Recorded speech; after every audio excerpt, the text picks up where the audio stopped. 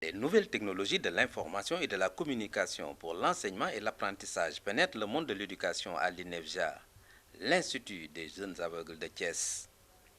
L'OIF, l'Organisation internationale de la francophonie, a financé le projet.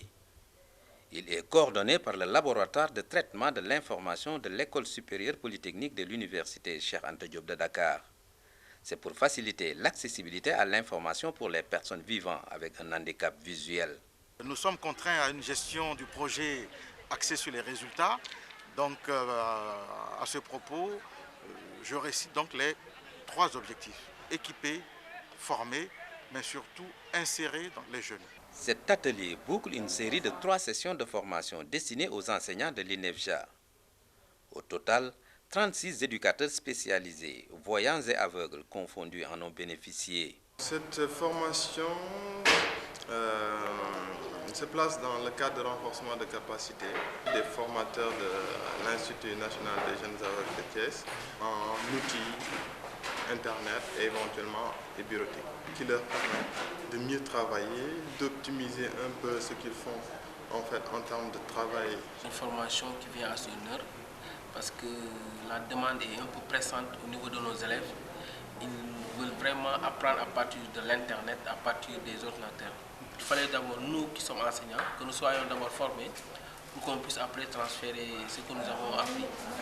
Et donc voilà. Cette formation est une réponse vraiment à nos attentes. C'est une formation vraiment qui vient à point nommé, à l'heure. L'enseignement et l'apprentissage avec les outils TIC ne sont pas nouveaux au Sénégal, mais ici, l'originalité réside dans le fait qu'il s'applique à des non-voyants. La présence de cet homme en qualité de formateur à cet atelier n'est pas un hasard.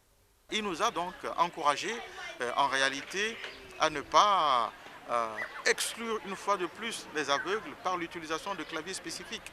Donc l'idée, c'est que les aveugles utilisent un clavier normal et puissent donc, avec des techniques très anciennes de sténo, dactylo, puissent donc interagir directement avec un clavier normal. La motivation d'avoir tenu cette formation, sans doute le combat du préjugé, principalement, le combat du préjugé, casser les idées préconçues. Les aveugles en sont... le fait que je suis non-voyant me plonge obligatoirement dans cet univers, à ses limites, à ses plafonds de verre, à ses planchers de verre, à ses murs de verre. Le fait que je sois aveugle me met également en contact des techniques, des technologies qui permettent l'intégration.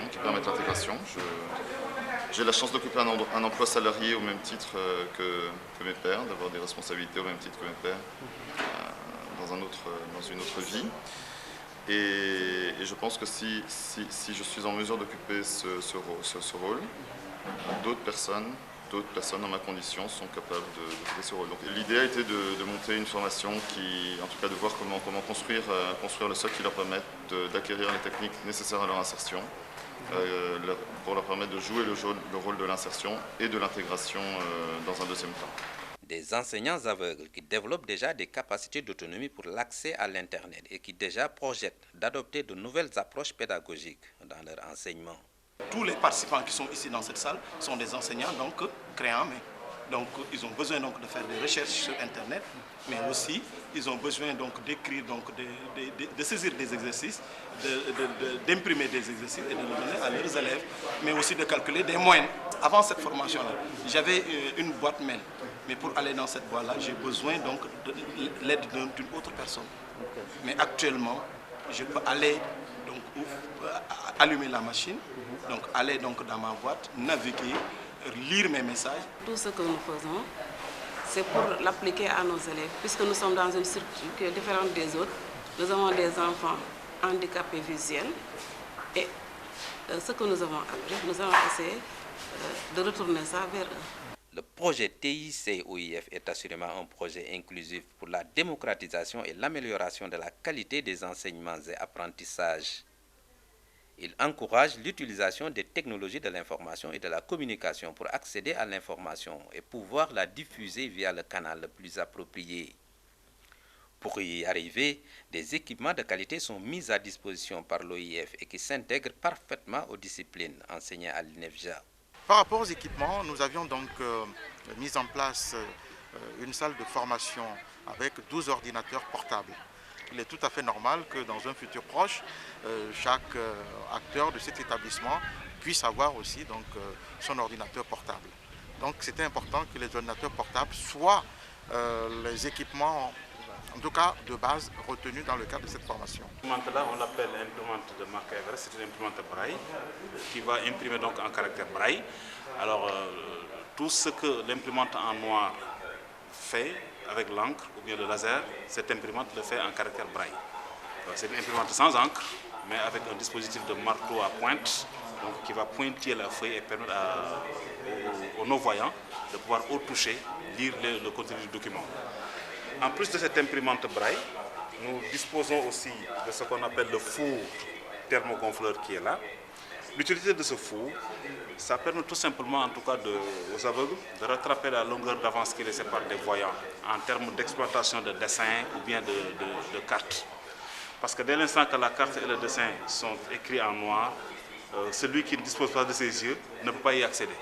Alors avec le four, il est possible de mettre la carte ou bien les images et avec la feuille spéciale qu'il y a ici, de les mettre en relief, de sorte que tout est gonflé. Voilà pourquoi on l'appelle four thermogonfleur. Et au toucher, l'aveugle pourra identifier les contours de la carte et aussi les contours d'un dessin. Il y a ce matériel qui est une machine liseuse OptiBook, c'est une sorte de scanner. Là aussi, ça permet tout simplement à l'aveugle de pouvoir, une fois qu'il dispose d'un livre, de le mettre comme ça sous le scanner. L'appareil va se charger de photographier la page et tout de suite, tout le contenu de la page va apparaître sur l'écran de l'ordinateur. Voilà, très bien, comme ici.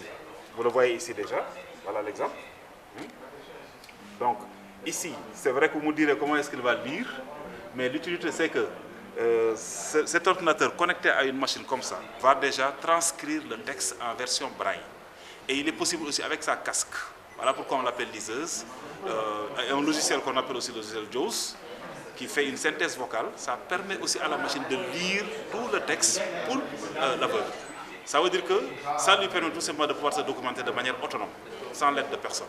Pour la préservation des outils, l'Institut aura besoin davantage de liberté et d'autonomie pour gérer à bon escient les équipements reçus et les contraintes liées à leur entretien.